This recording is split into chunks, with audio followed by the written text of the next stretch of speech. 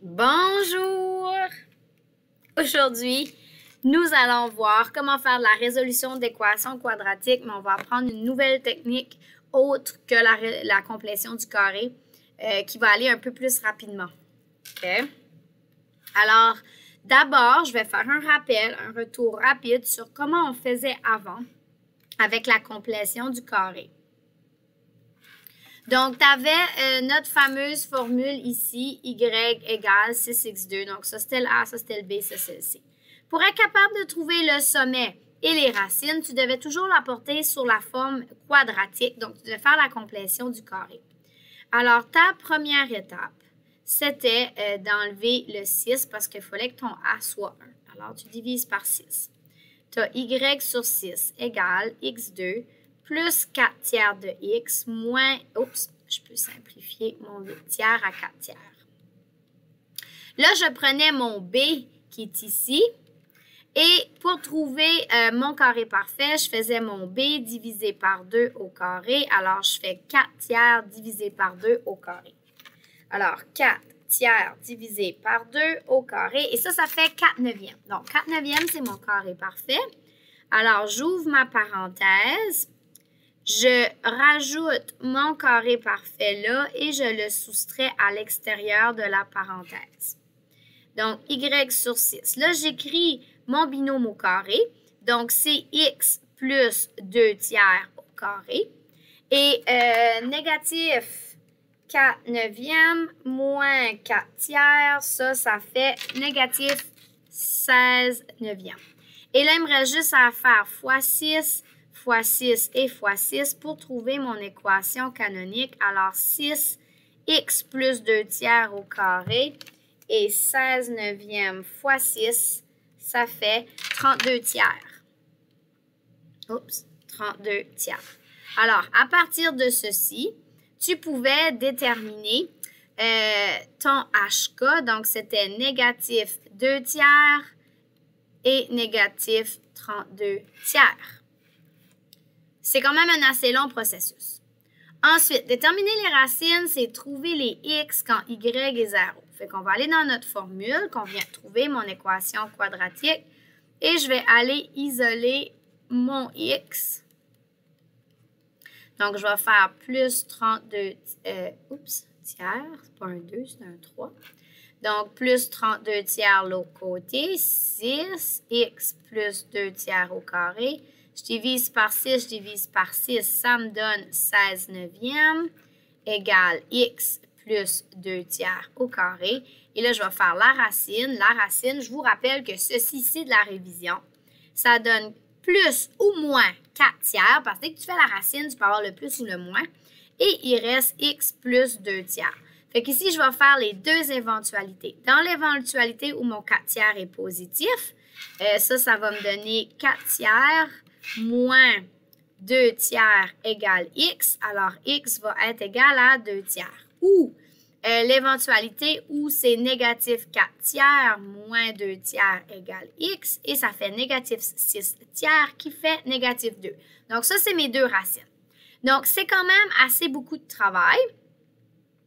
Donc, les mathématiciens ont travaillé cette équation-là de base, puis ils ont essayé de déterminer une formule qui nous permet de calculer directement le sommet et les racines.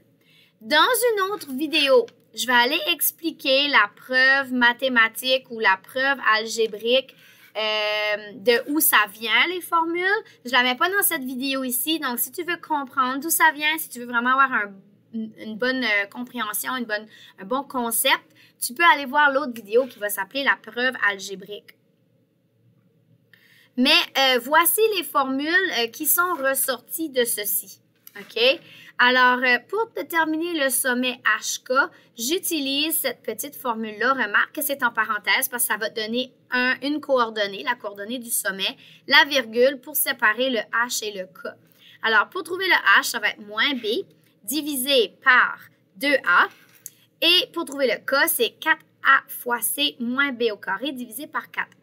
Alors, allons voir comment est-ce qu'on peut utiliser ceci. Alors, ça va être mon A. Ça va être mon B. Et ça va être mon C. Alors, A, B et C. Fait que je vais aller dans ma formule. Puis là, je vais remplacer. Alors, j'ai moins et mon B est 11 sur 2 fois mon A. Mon A est 2. Virgule, là, c'est pour calculer le K. Alors, 4 fois mon A qui est 2 fois mon C qui est 5 moins B au carré qui est négatif 11 au carré. Et je divise ça par 4 fois A. Alors, ici, ça va donner positif 11 sur 4. Et je ne peux pas simplifier ça plus que ça. 4 fois 2, 8 fois 5, 40. Moins 121. 11 au carré, c'est 121 sur 8. Alors, si je fais 40 moins 121, ça fait négatif 81 sur 8.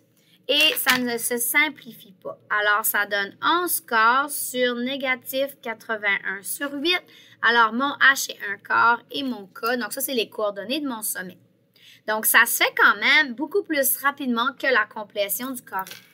Voyons l'exemple pour déterminer les coordonnées du sommet avec une autre équation. Alors, ça, c'est mon A, ça, c'est mon B, ça, c'est mon C. Alors, j'ai moins B sur 2 fois A qui est 5. Ensuite, j'ai 4 fois mon A fois mon C, moins le B au carré divisé par 4 fois A. Donc, ici, ça me donne 8 sur 10, alors 4 cinquièmes. 4 fois 5, 20 fois 5 fois négatif 5, ça donne négatif 100. Est-ce que je me suis trompée? Non. 4. Oui, c'est ça. Ça me donne 100 moins 64 sur 20. Alors, 4 cinquièmes. Alors, 100 moins 64, ça fait... Non, j'ai fait une erreur là. 4 fois 5 fois négatif 5 moins 100. Moins. Donc, un moins. OK? Donc, ça fait négatif 164 sur 20. Et ça me donne la fraction négatif 41 cinquième. Alors, voilà le A, voilà le H, voilà le K. J'ai les coordonnées de mon sommet. Beaucoup plus rapide. Maintenant, pour trouver les racines, donc trouver les X, lorsque Y est 0, voici la formule. Alors, moins B, plus ou moins la racine de B au carré moins 4AC et tout ça divisé par 2 fois A. Je reprends les deux mêmes exemples. OK, c'est les deux mêmes. Et on va travailler ceci. Alors, je vais réécrire la formule. Là. Moins B, plus ou moins racine de B au carré moins 4AC et tout ça divisé par 2A. Alors, ça c'est mon A, ça c'est mon B, ça c'est mon C. Alors, moins B, plus ou moins la racine de B au carré moins 4 fois A fois C. Tout ça divisé par 2 fois A. Alors, ça me fait 11 plus ou moins la racine de 11 au carré, c'est 121. Et 121 moins 4 fois 2 fois 5. Ça me fait 81. Sur 4. Alors, X égale 11 plus ou moins 9 sur 4. Et là, je vais aller chercher mes deux éventualités ou le 11 plus 9 sur 4 et l'autre qui est 11 moins 9 sur 4. Et 11 plus 9 fait 20. 20 divisé par 4 fait 5. Première racine. Et 11 moins 9 fait 2. 2 sur 4 fait 1/2. Voici les racines. Allons voir maintenant le même procédé, trouver les racines avec ma deuxième fonction quadratique. Alors, x égale moins, ça c'est A, ça c'est B, ça c'est C. Donc, mon B est négatif 8. Plus ou moins, racine de B au carré, alors négatif 8 au carré, moins 4 fois A fois C. Tout ça divisé par 2 fois A. Alors ici, ça fait 8. Plus ou moins. Racine de 64 moins 4 fois 5. Non, pas ça que je vais faire. Donc, négatif 4 fois 5 fois négatif 5, ça fait 100 Donc, qu'est-ce que je viens de faire là?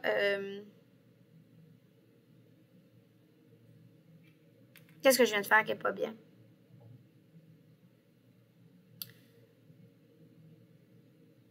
C'est plus 100. Donc, OK, je vais me démêler. 64 plus 100. Ça fait la racine de 164. Je t'ai mêlé dans mes signes sur 10. Bon. Là, si tu fais la racine de 164, ça ne donne pas un entier, ça donne une décimale. Fait que là, il faut que tu prennes un petit à côté. Si tu n'as pas appris ça encore, il faut que tu viennes chercher l'enseignement. Donc, on va chercher quelle racine peut s'enlever dans la racine de 64. Fait que tu regardes toutes tes carrés parfaits. Donc, 1 fois 1, 2 fois 2, 3 fois 3, 4 fois 4, 5 fois 5, 6 fois 6, 7 fois 7, 8 fois 8, 9 fois 9, 10 fois 10, 11 fois 11 et 12 fois 12. Tu essaies de trouver 164. Comment tu pourrais sortir une racine? Si tu fais 164 divisé par 144, ça ne marche pas, ça ne marche pas, ça ne marche pas. Ça donne tout le temps des décimales, décimales, décimales, décimales, décimales, décimales, décimales. Mais si tu fais 164 divisé par 4, ça fait 4 fois 41. Fait que 64, c'est fois 4 fois 41. Une fois que tu as trouvé ça, donc tu as trouvé ton carré parfait, tu vas sortir ton carré parfait de ta racine. Fait quoi fois quoi qui fait 4? C'est 2 racines de 41. Ça, c'est comment tu vas simplifier ta racine de 64. Faut que tu trouves la plus haute racine que tu peux sortir de ton chiffre. Alors ici, ça me donne 8 plus ou moins 2 racine de 41 sur 10. Et là, tu regardes, est-ce qu'il y a un facteur commun que je pourrais enlever à mon premier terme, à mon deuxième terme et à mon troisième terme? Et ici, je peux tout enlever 2. Je peux tout diviser par 2, diviser par 2, diviser par 2. Fait qu'est-ce qui me reste? 4 plus ou moins racine de 41 sur 5. Hein? Ici, là, 2 racines de 41, si je divise ça par 2, ça annule mon 2. 8 divisé par 2 fois 4, puis 10 divisé. Fait ici, c'est mes racines, puis c'est le plus que je vais le simplifier. Alors maintenant, vous allez vous pratiquer avec les exercices suivants et pour voir les exemples, allez voir la prochaine vidéo. Bon travail tout le monde!